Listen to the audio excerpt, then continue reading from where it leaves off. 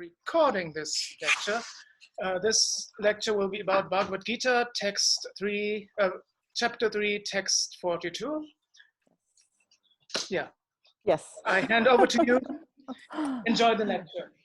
Thank you. Thank you. I was wondering how I should sit so that you can both see Darshan and I can get me and not sit with my back. So I'm sitting kind of like twisted.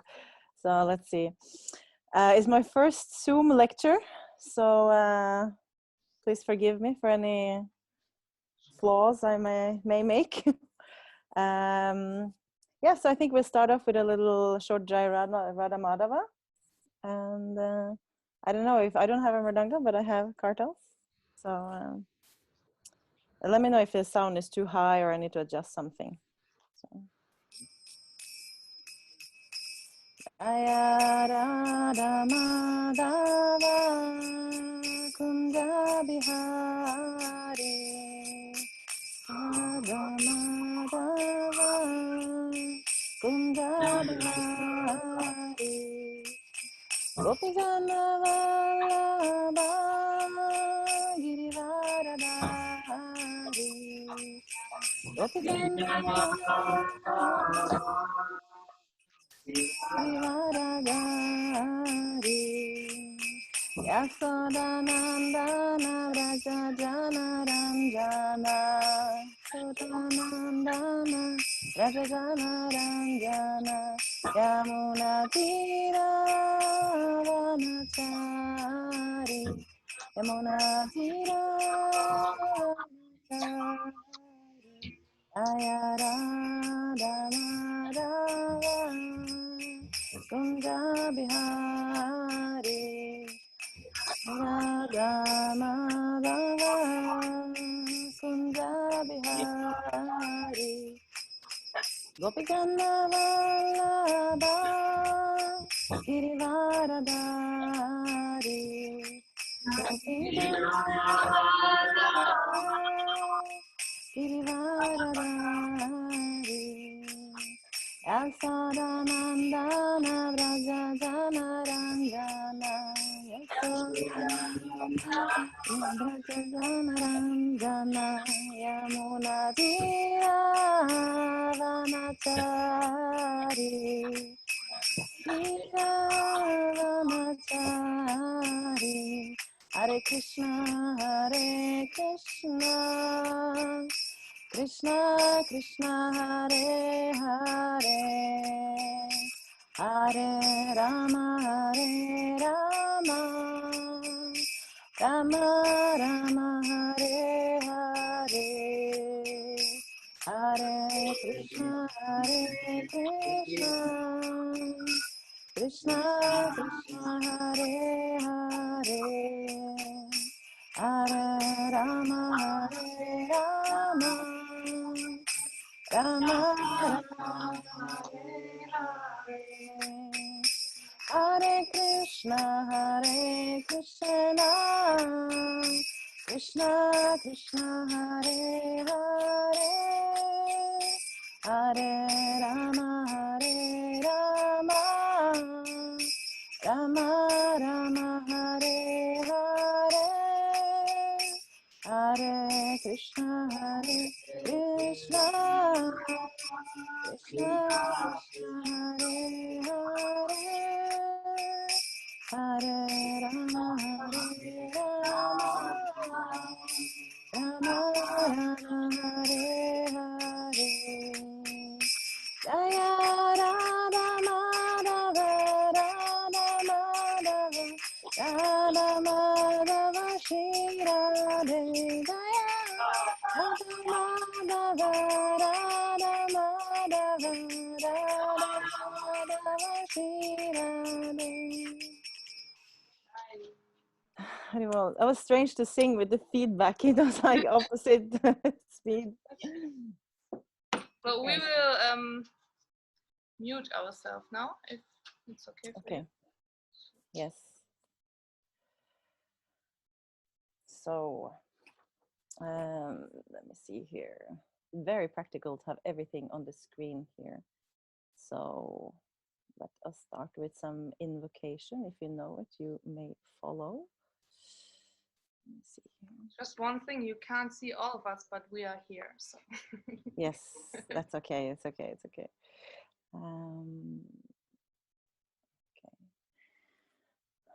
Umagyanathimidandasya jananjana shalakaya chakshuranmilitam yenam tasmai Shri Gurave Namaha Shri Chaitanya Manobhistam Stapitam Yena Bhutale Swayam Rupa Kadamayam Dadari Svapadantikam Vandeham Shri Guru Shri Uta Padakamalam Shri Gurum Vaisnavamscha Shri Rupam Sagrajatam Sahagana Raghunatam Tam Sam Sat Jivam Sadvaitam Savadutam Parichana Sahita Saitam Krishna Chaitanya Devam Shri Radha Krishna Padansaha Gana Lalita Shri Vishakam Vitamscha He Krishna Karuna Sindhu Dina Bandhu Jagatpate Gopisha Gopika Kanta Radha Kanta Namostute Tapta Kanchana Gorangi Radha Vrindavaneshwari Vishabhanu Sutadevi Pranamami Haripriye Anshakapatarubhyascha Kripa Sindhubhya Evacha Patitanam Pavanebhyo Vaishnavibhyo Namo Namaha Shri Krishna Chaitanya Prabhu Nityananda Shri Advaita Gadadara Shivasadi Gaura Bhakta Vrinda Hare Krishna Krishna Krishna Hare Hare Hare Rama Rama Rama Hare Hare. So yes, the verse of today, Bhagavad Gita 3:42. Let's see if I can kind of have both the screen and the verse. I think it's okay. So I don't know if you usually repeat, but since I cannot hear you, I will just say it. So Indriyani paranyahur indriyebhya paramanaha manasastu parabuddhir yo buddhehe paratastu saha.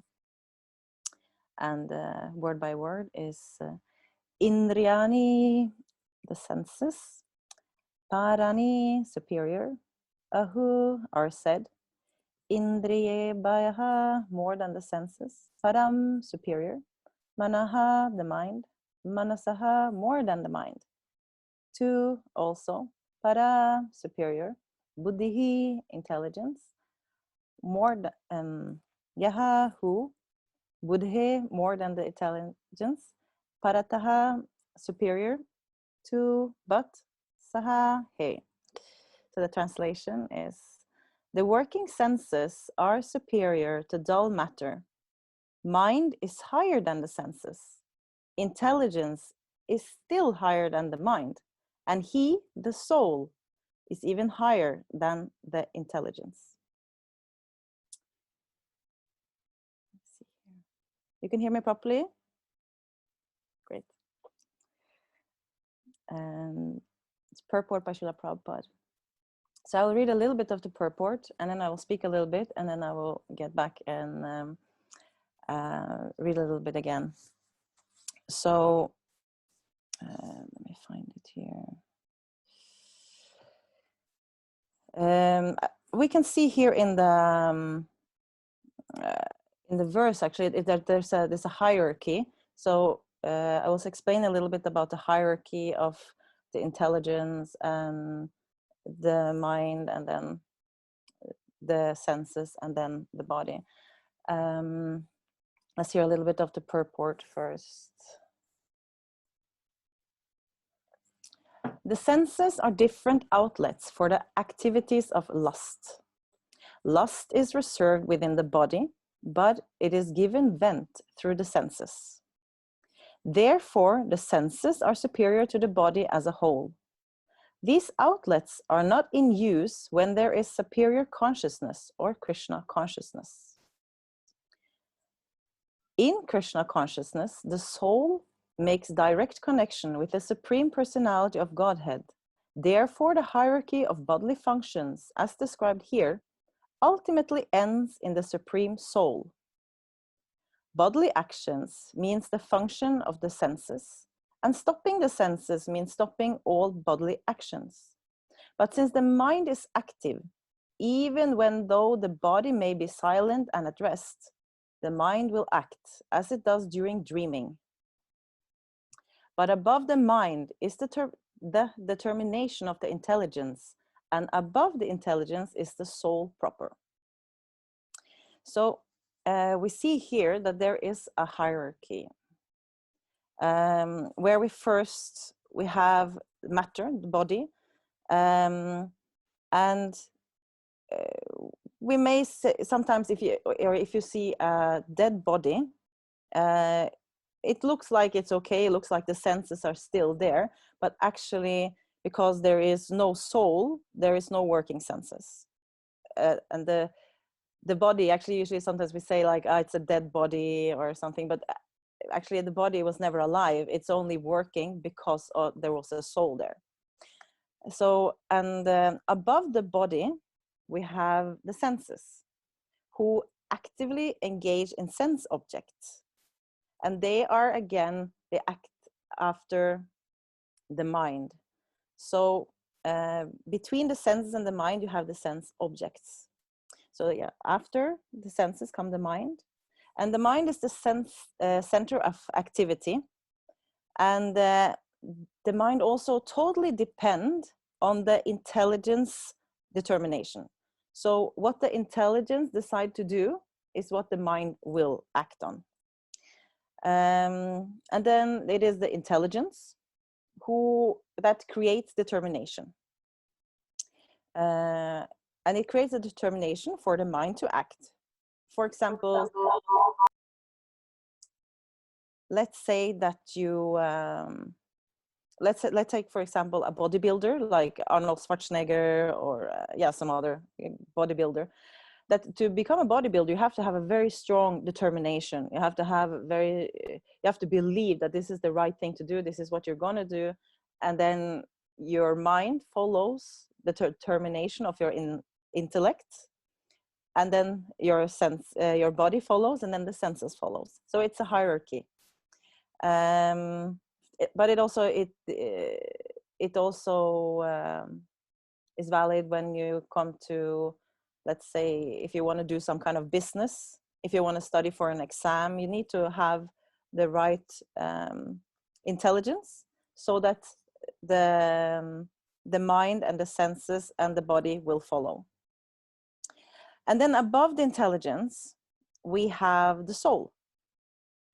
And intelligence without a soul, that doesn't really give any meaning. And the soul is the center of all activity in the material world. It acts through the mind. So whatever the mind, like we can say that, how to explain it, that well, how the soul kind of lives out its actions in this world is through this hierarchy.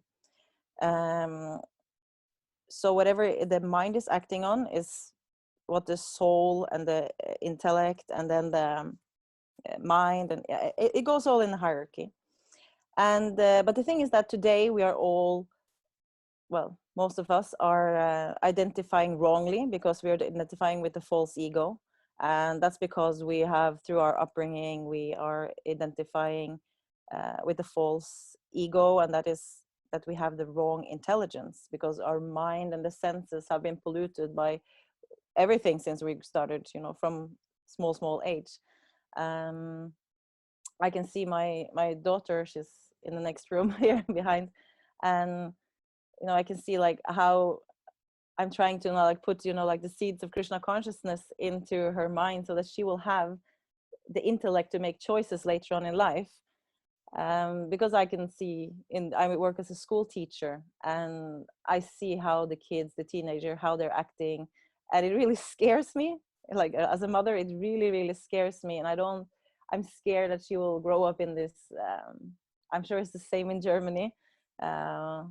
It's a terrifying world for the young people today, and but I believe that if I can give her the intelligence to make the right choices, call it like brainwashing or whatever, like cleansing at least, give her like faith in Krishna consciousness, faith in Prabhupada, and hope that she will make the good choices later in life. So above the soul again, we have the supreme soul, the super soul. And this is Krishna, Paramatma. It controls the soul through knowledge from the supreme knowledge.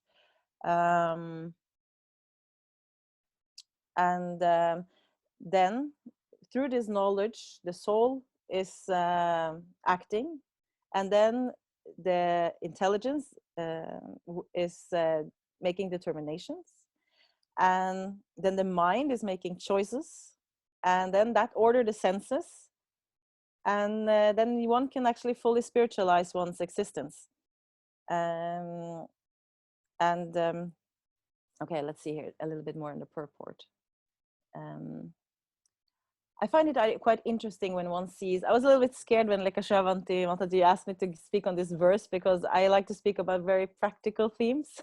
But when it's very philosophical, I was like, oh no, this is a little bit scary. But it makes sense, you know, like that there is a hierarchy, and one can, you can feel it, you know, in your daily life, that everything affects you. If you can restrain one, if you have a strong intellect, you can control your mind in some way. Let's say you have a good sadhana. Here in Norway, when everything got locked down in March, we started a Skype japa group in the morning. And for the first time in my devotional life, the last like 10 plus years, because I never lived in temple. So, but for the first time, I was like having this really good morning sadhana with japa, because from 5 to 7, we all just call each other on Skype, and some have, you know, there's no camera, but we have just audio. Some keep audio, some don't, but we just chant together. And I could see how, like, to make this choice, to have this intelligent choice, it controlled the mind, which again controlled the senses and the body, because I became so much more regulated. I was like, before that I was like, yeah, going to bed very late, still chanting, not that early, but still chanting before work, at work, and like this. So, but now it was like, it was locked down, so much time. I thought, okay, let's use it wisely. And I could really feel that now that I got this verse, I could really see it practically in my own life. So I could make the verse practical. Let's see here, soul proper, where we stopped. Yes. So back to the purport. If therefore the soul is directly engaged, with the Supreme, naturally all other subordinates, namely the intelligence, mind, and senses, will be automatically engaged. In the Katha Upanishad, there is a similar passage in which it is said that the objects of sense gratification are superior to the senses, and mind is superior to the sense objects. If therefore the mind is directly engaged in the service of the Lord constantly, then there is no chance that the senses will become engaged in other ways. This mental attitude has already been explained. Param drishtva nivartate. Let me see here. Yes. If the mind is engaged in the transcendental service of the Lord, there is no chance of it being engaged in the lower propensities. So, but how can we be engaged in the service of the Lord constantly? It's not as easy as we think. I mean, maybe we don't even think it's easy. I mean, for me, I see it as something which it can be difficult, because personally, I work as a school teacher. I manage a temple. I am a single mother, and you know, like, life goes on. So how to be fully engaged? Key number 1, association. It is so important. For example, the mind, we can see how, if you have, let's say all your friends are drinking alcohol, or their friends are smoking. After some time, let's say every weekend, you live far away from the temple, so every weekend you hang out with them, you're thinking, okay, I'm Krishna conscious, I don't get affected by other people. But still, weekend after weekend, you will think, they're nice people, they're intelligent people. Well, I accept them as my friends, and what they do is not so bad. But after some time, then one identify with these people, and one will also start to drink or smoke. So whatever the intelligence is convinced about is due to association. For example, also atheists, they subscribe to this philosophy that there is no God. And because you associate, my daughter is here, because you associate with other atheists, your mind also will start to believe that. If you grow up with parents that are atheists, that's what you will believe, and you will continue believing that. And then if someone comes along, let's say you get a book in the street and they're like, well, there is a God, and you're like, no, I don't believe that, because that's your programming. That's what your intellect is convinced about. Do you want to say hi? No, okay, go in there.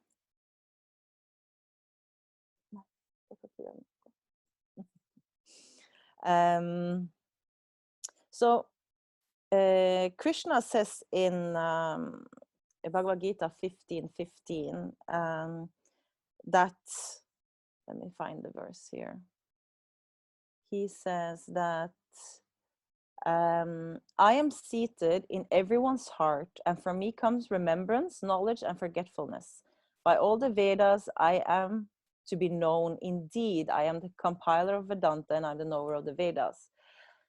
Well, he says, I give remembrance, I give knowledge, and I also give forgetfulness. So it means that if you have, you can so-called bad association, asatsanga, Krishna will let you forget him. No, he will give you the knowledge if you want it. He will give you the remembrance if you want it, but he will also allow you to forget him. Because Krishna, he's very kind, and he gives you whatever you wish. Let me just see what my daughter wants here.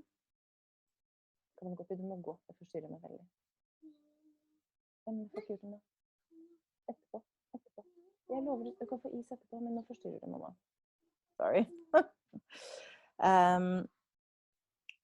So let me just find it. Yeah, Krishna gives you whatever you wish for. So, well, he wants you to come back to him. You know, that's why we practice yoga, which means to connect. But in this world, we are in the age of V-yoga, which means disconnection, that we don't have any faith. And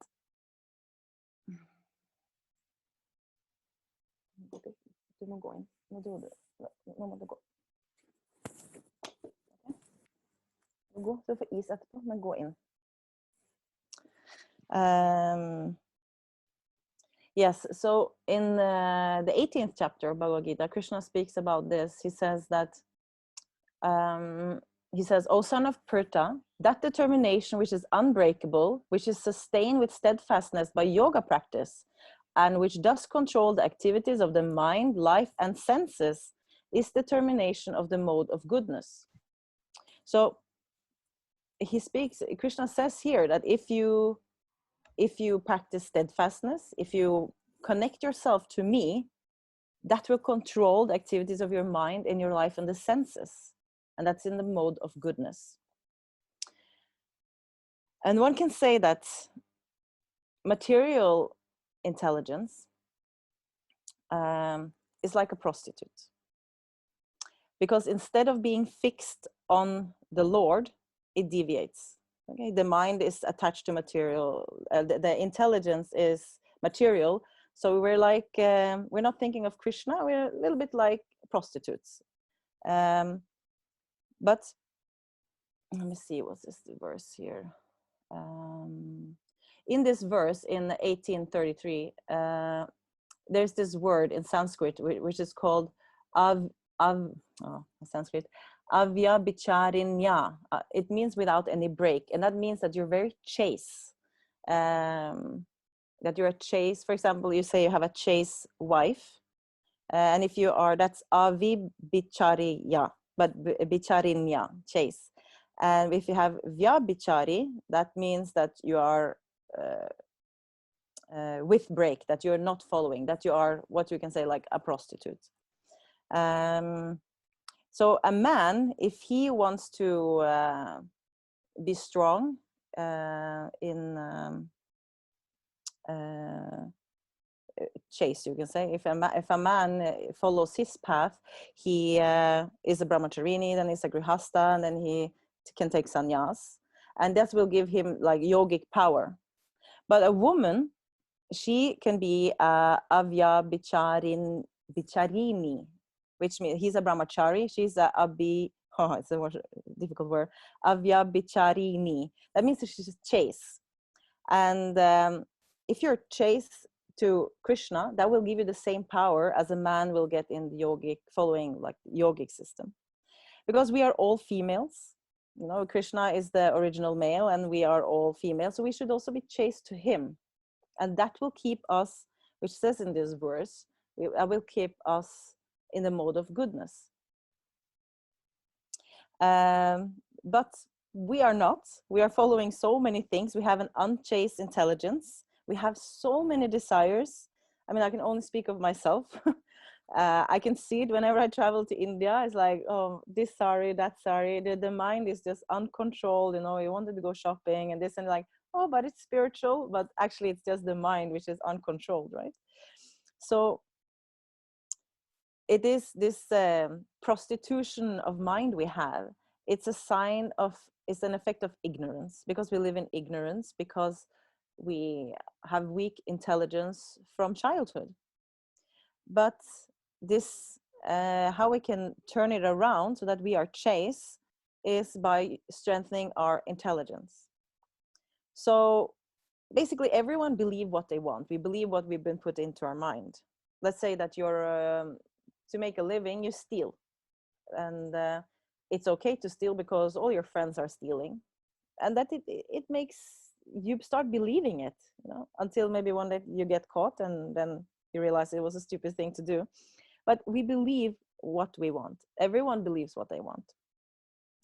So how can we increase Krishna consciousness? How can we increase our own faith? And we can only do that with the proper intelligence. Krishna, he describes in 9th canto of Bhagavatam that a chaste woman bring their gentle husband under control by service. But the pure devotees who are equal to everyone and completely attracted to me in the core of the heart bring me under their control. So Krishna says that in the same way that a woman, she's chaste to her husband and she serves him faithfully, then he becomes under her control. He will be under control of, he will give and give and give to those who fully surrender to him. For example, we can see that Srila Prabhupada's sister, she had, her husband was a drunkard, he was a womanizer, but through her chastity, he became a devotee. So we can also see this in our lineage, in our history. For example, we can see in the Mahabharata, Gandhari, she is actually in power, she's equal to Bhishma. Because although she was the most beautiful, beautiful, you know, princess in the world, in the whole, you know, empire, the world, the universe, that time. But when she found out that she was gonna get married to Dhritarashtra, and she heard that he was blind, she didn't even flinch. She covered her eyes, you know, as being, there was no speculation. You know? And for so many years, she covered her eyes. She had 100 kids. 101. She never saw them, you know, 100 sons. She never saw them. And then she used that Shakti, that power she got from covering her eyes. She used that to, when the battle on Kurukshetra was going on, her son, Duryodhan, she said, come naked in front of me and I will gaze on you. And he was a grown-up man and he was like, well, okay, he even had kids. And I think he had grandkids at that time also. He was, you know, elder, although they look young. She said, come naked in front of me and I will gaze on you. And then he will get an armor of steel, you know, like so that nothing can penetrate him. But then Krishna tricked him and said like, oh, no, you cannot go naked in front of your mother. You need to cover up. And he put a leaf in front of his lower private parts. And he also covered a part of his thigh. So when Gandhari, she looked at him, she saw that he was also covered there. And then she realized, because Duryodhana said that it was Krishna that told him to cover, she realized this was Krishna's trick. Because that's also how Duryodhana died, because Bhima killed him there in the thigh, which was also covered. But this is the Shakti, this is the power Gandhari had, because she was chaste wife. There is also, we have Sita. She was so chaste.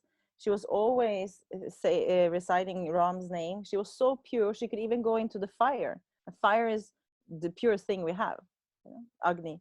And she went into the fire, and that then everyone could see her purity.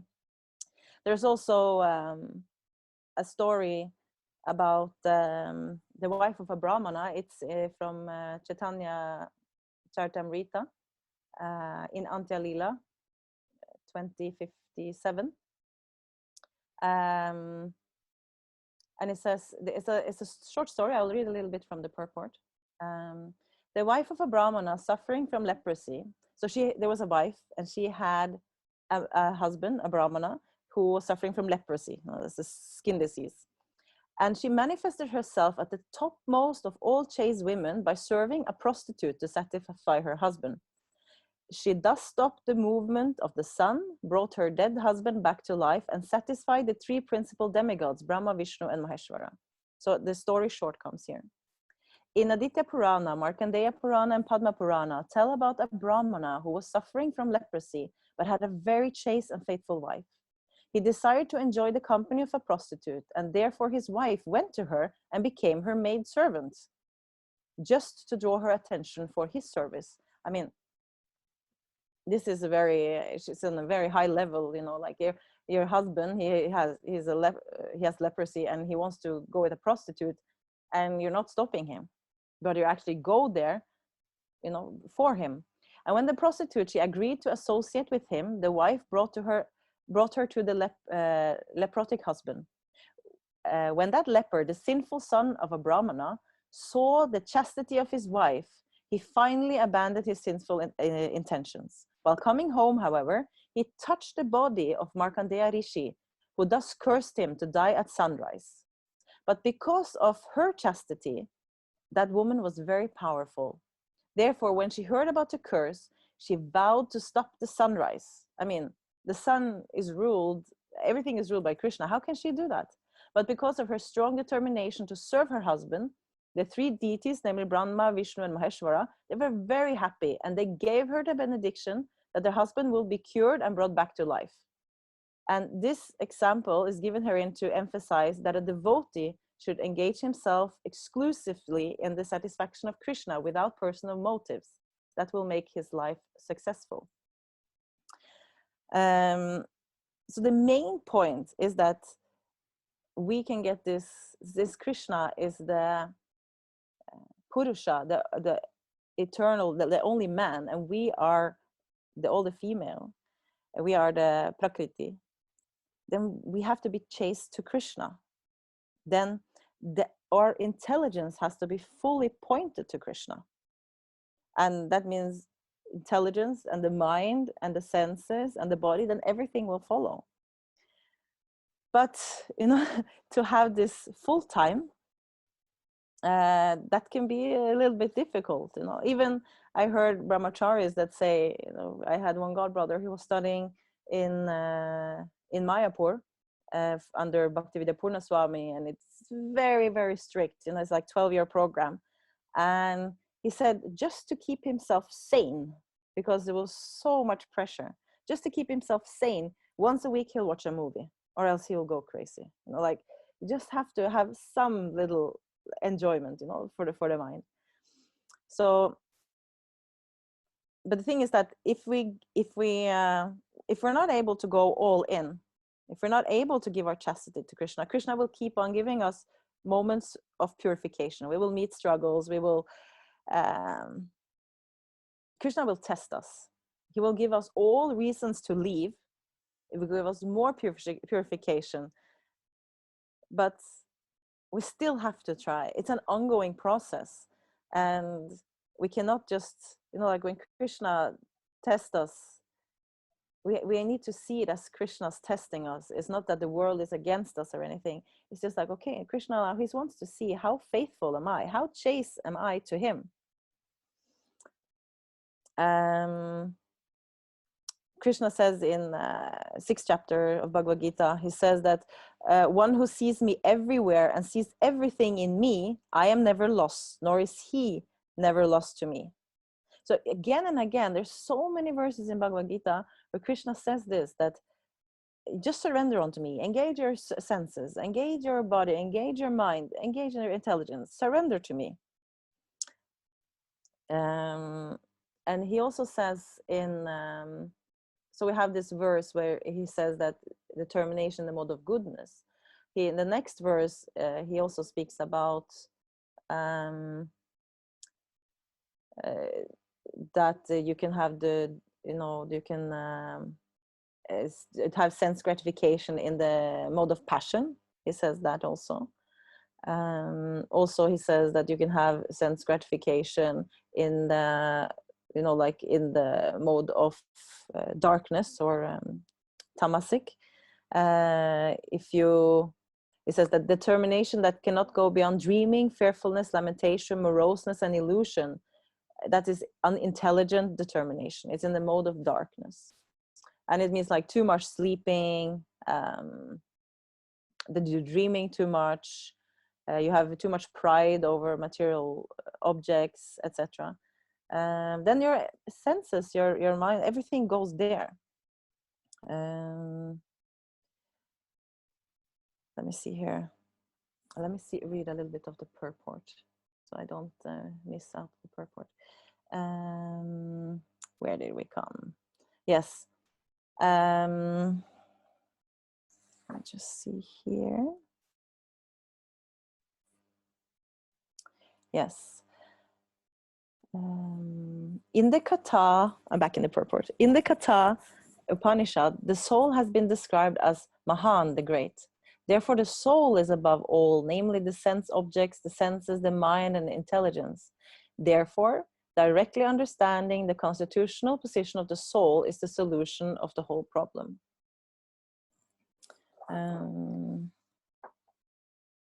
Let's see here.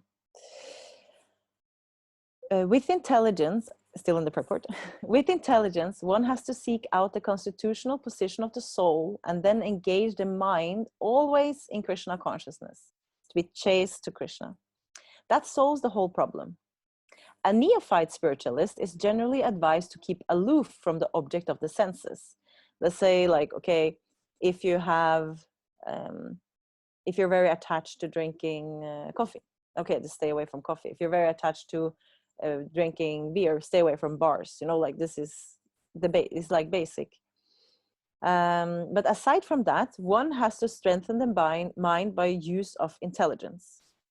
If by intelligence one engages one's mind in Krishna consciousness by complete surrender unto the Supreme Personality of Godhead, then automatically the mind becomes stronger.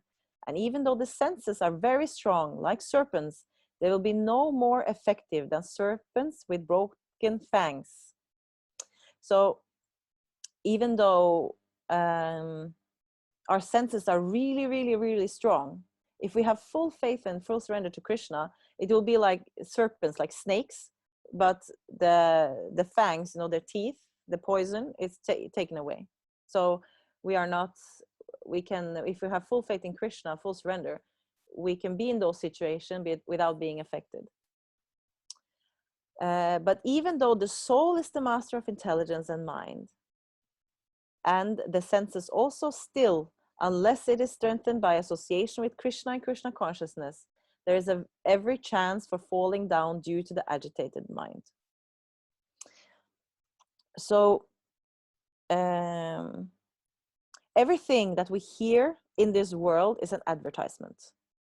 It's inducing us to act in a certain way.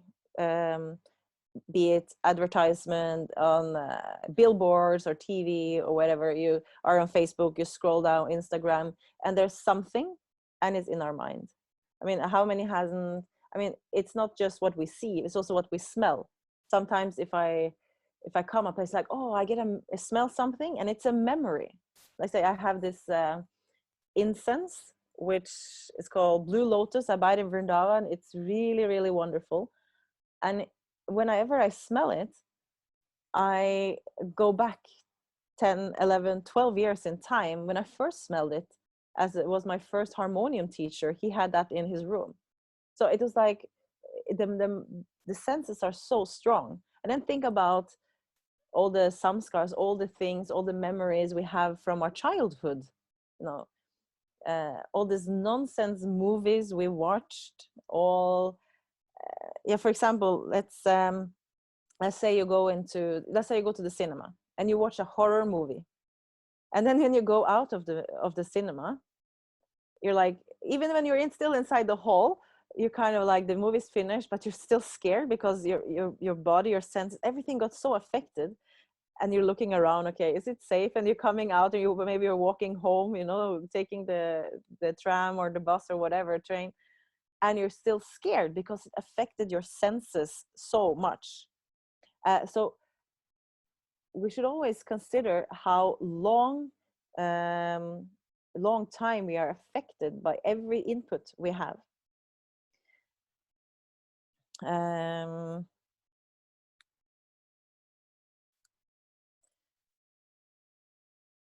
Yes. I wrote down here how to get rid of lust. Because in the first part of just the first sentence of the purport in this verse, it says that the senses are different outlets for activities of lust. Lust is reserved within the body, but it's given vent through the senses.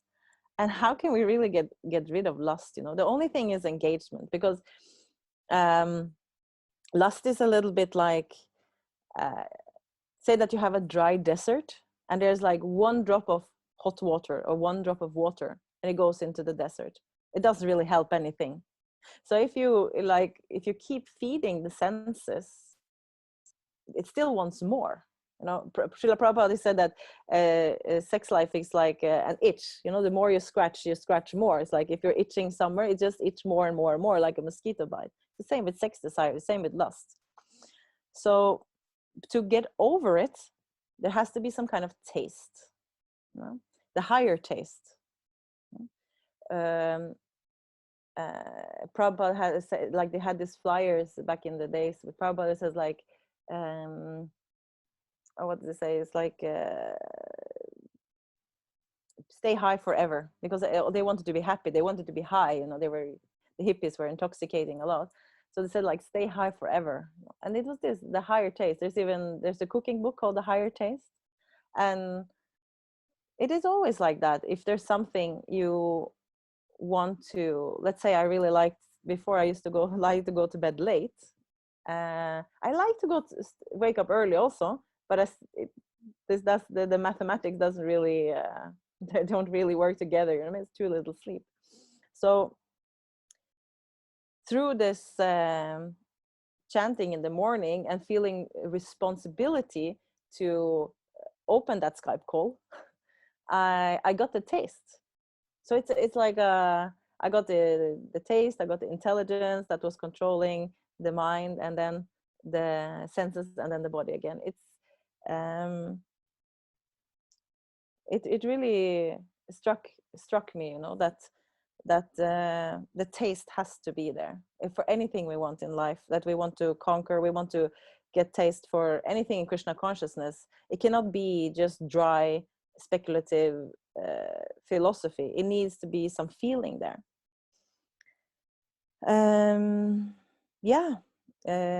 We want to have this spiritual knowledge. This is what gives us the intelligence. We need to read Srila Prabhupada's books. We need to follow the principles. We need to chant. And it is the only shelter that can really, really save us from the taking birth again. Let me see here in the purport. There was one more thing. Yeah, so the last sentence is that Even though the soul is the master of intelligence and mind, and the senses also, still, unless it is strengthened by association with Krishna and Krishna consciousness, there is every chance of falling down due to an agitated mind. So the only recommendation I have, and many before me, is that we read Srila Prabhupada's books so that we get the association, and we chant and we associate with devotees. So, Hare Krishna. Are there any questions that I hopefully can answer?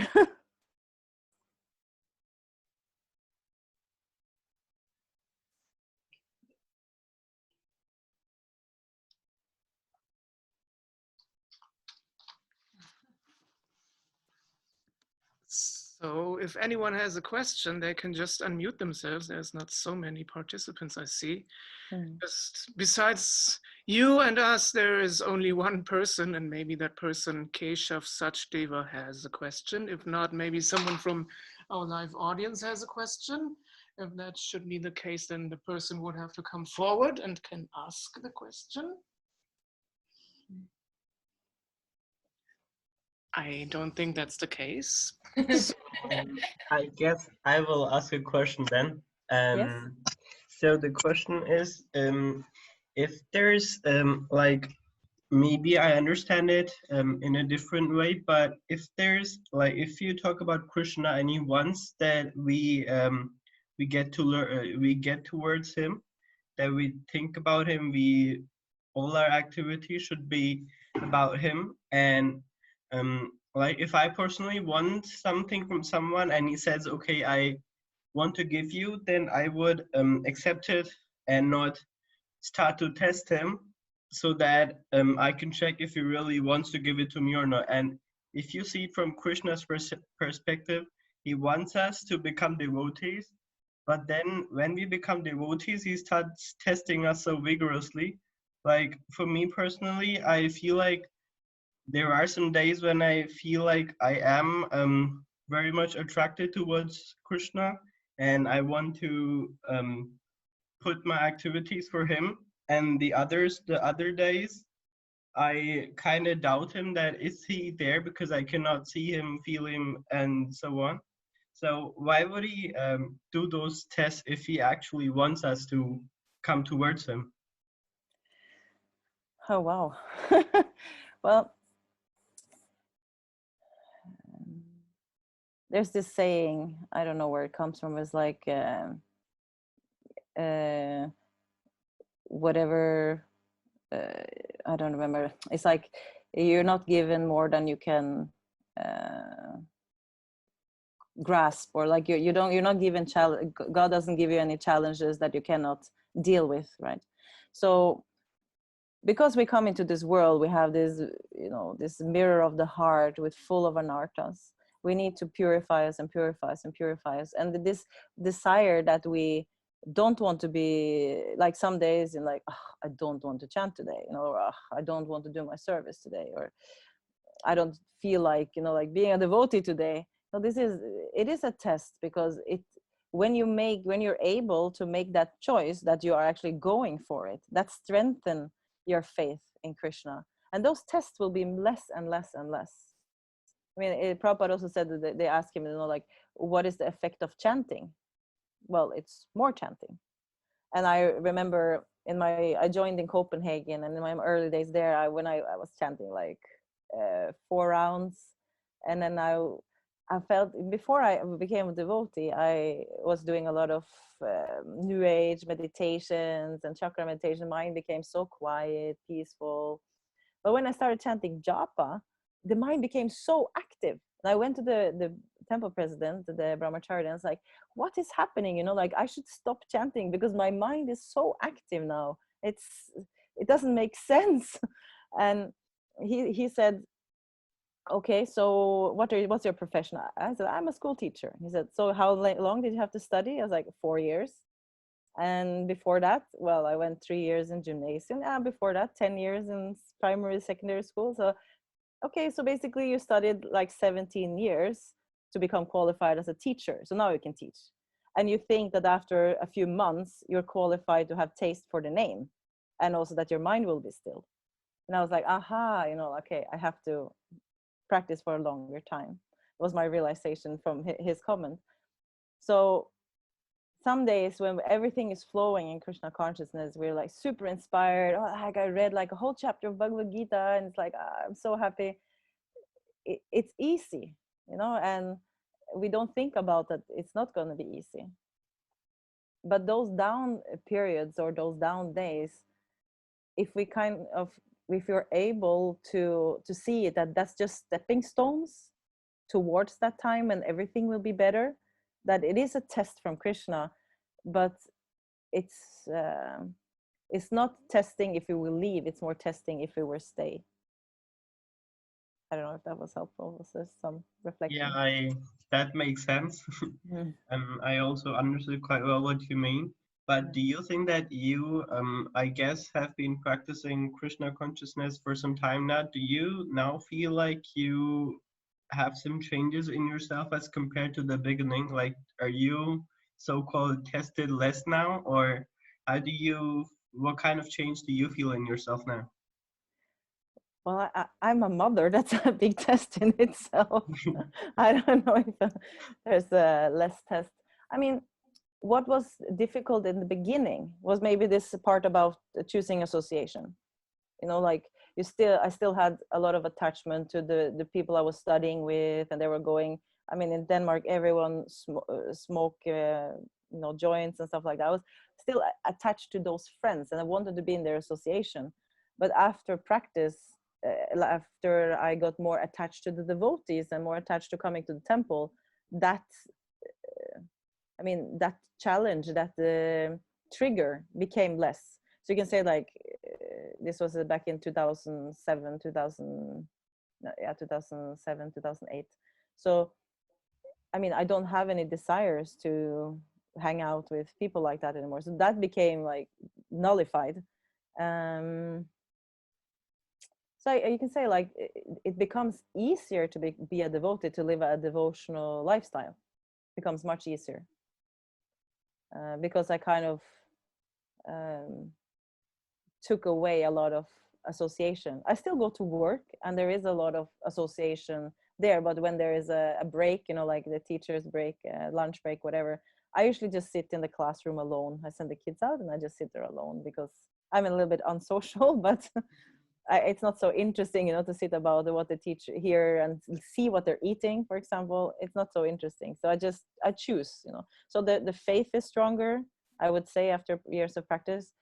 And kind of like, I don't have this sense of trying to please other people just because it's, you know, like one example is Christmas. My family are not vegetarians. So I say that we can be together in the daytime before, you know, like before they eat. And I don't want to sit around at the table when they're eating all this non-veg food. No, it's just like, it's just that before I wasn't strong enough to say my meaning, but now my conviction is stronger. So I don't have any problem with it. So yeah, so something changed. Also when things are difficult, because the challenges are still there, but it's more how I deal with the challenges. So just a few days ago, Bhakti Maharaj left his body, and it was a very sad experience for many and for me also. And then I could hear, you know, my Guru Maharaj's words in my head a few years ago during darshan. He said, now everyone wants a piece of me, but when I'm gone, they will start serving me. Why don't they start serving me now? So with this happening with Bhakti Maharaj, I was like, okay, I need to be more serious for my own guru. So these realizations become, you know, not like, I'll just wait with, you know, being serious and many years. No, okay, it's now or never. It's now we have to be serious, because we can also just leave like that. We don't know. Yeah. Okay. Thank you very much. That was a nice answer. Hare Krishna. Hare Krishna.